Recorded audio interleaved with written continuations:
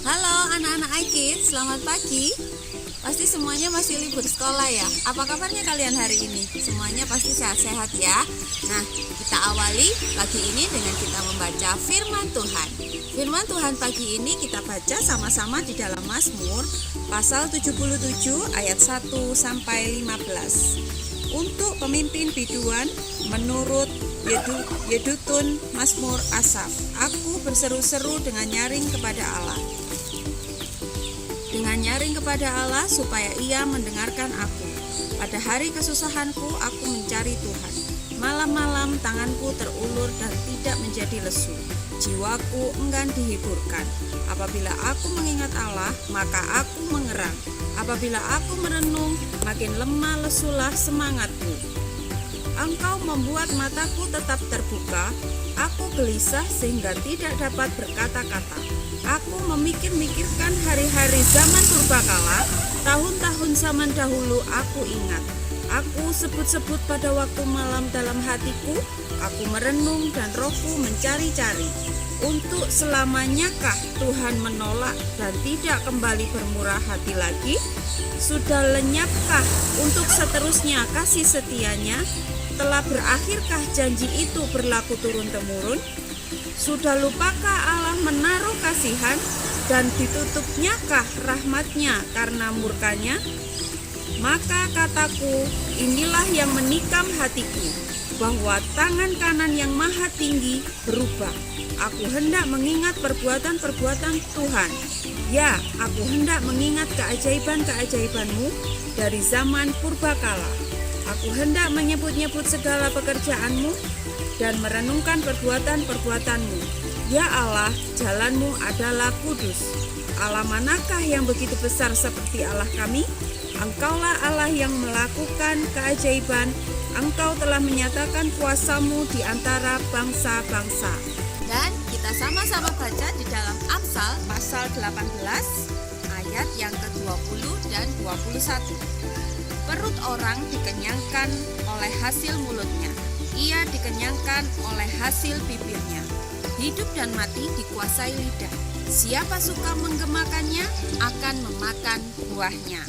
Nah, anak-anak, pagi hari ini kita sama-sama belajar tentang menggunakan lidah bibir kita dengan bijak agar memperoleh berkat. Artinya, kita harus dengan bijak menggunakan lidah bibir kita ini untuk memperkatakan hal-hal yang baik, hal-hal yang bijak, dengan penuh hikmat dan mempermuliakan nama Tuhan, supaya kita juga memperoleh berkat yang dari Tuhan. Contohnya apa sih anak-anak? Kita pakai lidah bibir kita ini untuk memuji Tuhan, untuk mengagumi kebesaran Tuhan. Misalnya pagi hari ini Tante berada di sini, Tante mengagumi, wah ciptaan Tuhan ini luar biasa.